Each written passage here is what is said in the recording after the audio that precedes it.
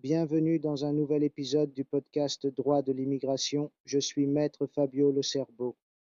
Aujourd'hui, nous analysons une décision qui mérite toute notre attention, celle des avocats, des professionnels du secteur et surtout des ressortissants étrangers confrontés à une situation de précarité de logement. Je fais référence au jugement du tribunal administratif régional du Latium, section première terre, numéro 3962 de 2026, affaire numéro 1545 de 2022, publié le 20 février 2026. Les faits sont simples. Un ressortissant étranger demande le renouvellement de son titre de séjour pour travail salarié. La préfecture de police rejette la demande au motif que l'intéressé ne dispose pas d'un domicile réel et vérifiable et qu'il se trouve en situation d'irréparabilité. Le tribunal confirme le refus. Le point central est le suivant. La certitude de la situation de logement est considérée comme une condition indispensable pour la délivrance ou le renouvellement du titre de séjour. Avoir un emploi ne suffit pas.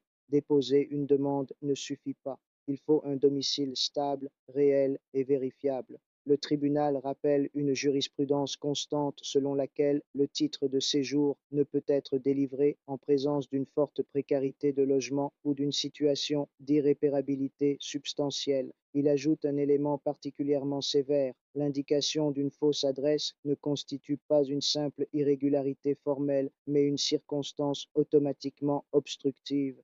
Cela signifie que le domicile n'est pas un détail administratif secondaire. Il s'agit d'un élément substantiel. L'État doit pouvoir savoir où se trouve la personne autorisée à séjourner sur le territoire. Il ne s'agit pas uniquement d'une question administrative, mais également d'ordre public. Un autre principe est rappelé, le principe tempus regit actum, une attestation d'hébergement produite postérieurement à la décision de refus ne peut pas régulariser rétroactivement une situation irrégulière existant au moment de la décision. Cette décision envoie un message clair. La stabilité du logement fait partie intégrante du processus d'intégration.